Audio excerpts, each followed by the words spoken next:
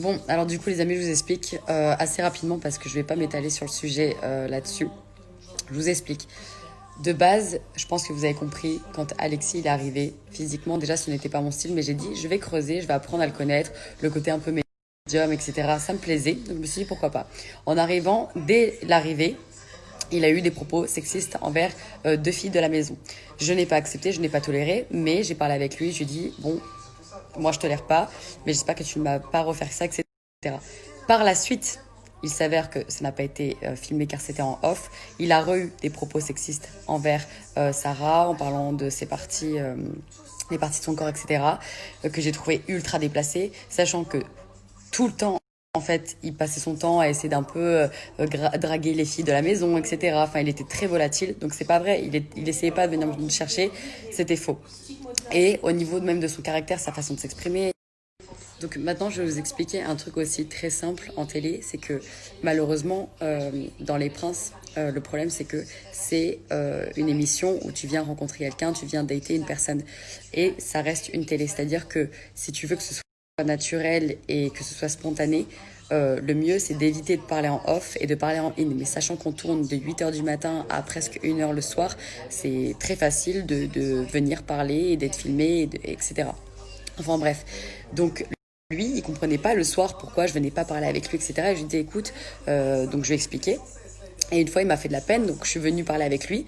Et il m'a dit des trucs assez choquants, genre moi, je suis un bon acteur, je sais bien jouer la comédie. Je lui ai dit, bah, qu'est-ce que tu vois en moi? Alors du coup, je vous explique, parce que là, je regardais un petit peu la suite aussi. Lorsque je lui ai demandé aussi d'exploiter ses talents de médium sur moi pour savoir un peu ce qu'il voyait, au début, il voulait même pas me le faire. Et après, j'ai un peu forcé. Et il m'a dit, bah, écoute, moi je savais que je devais venir pour toi et que t'étais la bonne et que t'étais en gros l'élu et machin. Et il me disait des trucs comme ça, sachant que j'ai aussi appris qu'il avait fait des recherches pendant presque un an sur moi, que voilà, il me suivait de partout, qu'il savait toute ma vie. Enfin, c'était. Puis moi je trouvais ça surprenant. Et il a rajouté quelque chose qui était très étonnant, c'est j'ai un membre de ma famille qui est très très malade, il lui reste peu de temps entre guillemets et j'ai tout lâché pour venir te voir.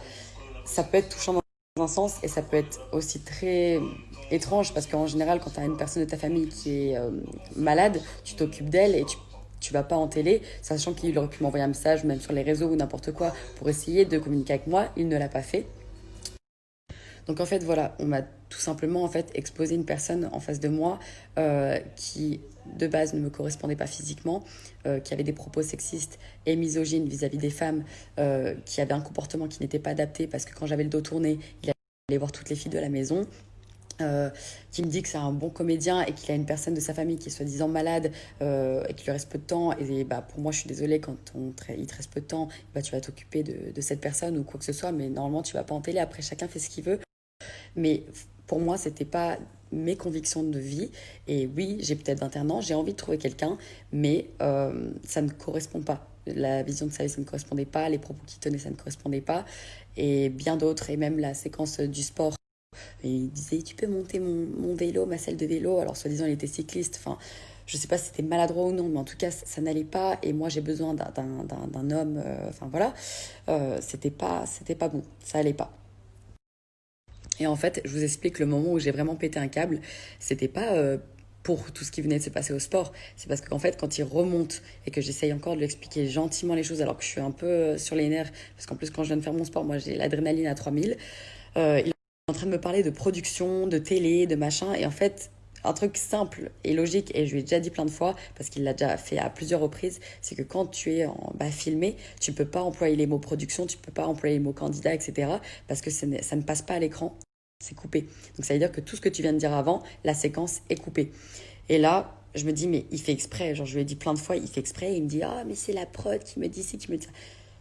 Et c'est pour ça où j'ai pété un câble. Mais c'était pas contre lui et contre ce qui venait de se passer, c'était contre la situation en elle-même. Je me dis, mais attends, je viens de te parler, donc en fait, tout ce que je viens de te dire, gentiment, bah, ça va être coupé. Et voilà. Donc en fait, on me voit juste m'énerver. Et donc voilà. Mais c'est quand même un tout. Ça n'allait pas du tout. Ça n'allait pas.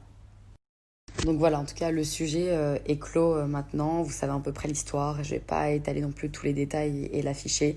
C'est peut-être une bonne personne, mais c'est une personne, je pense, qui se crée un personnage et qui est peut-être frustrée sur certains points. Et je lui souhaite quand même tout le meilleur. Et je souhaite qu'il rencontre sa princesse et la fille qui le rendra heureux. Moi, je vais pas parler mal sur lui, j'expose juste ce qui s'est passé. Après, j'ai vu que voilà, il disait que je suis pas quelqu'un de bien, que je suis pas quelqu'un de sincère. Justement, c'est parce que je suis quelqu'un de sincère que je lui dis ce qui se passe et je lui dis ce qu'il en est. Et j'aime pas faire perdre le temps aux gens. Moi, je sais que j'aimerais pas qu'on me fasse perdre mon temps si je plais pas à quelqu'un. Et ça m'est arrivé l'année dernière et je sais très bien comment c'est. Euh, et donc voilà. Donc c'est ça, c'est tout simple. Et, euh, et voilà. Et une dernière chose aussi que j'aimerais préciser, c'est que c'est pas le premier et ce sera sûrement pas le dernier à avoir pleuré dans Les Princes pour quelqu'un. Moi aussi j'ai déjà pleuré. Il y a tellement de gens qui vont pleurer dans cette émission par déception amoureuse. Malheureusement, c'est pas parce que quelqu'un pleure qu'on doit forcément le satisfaire.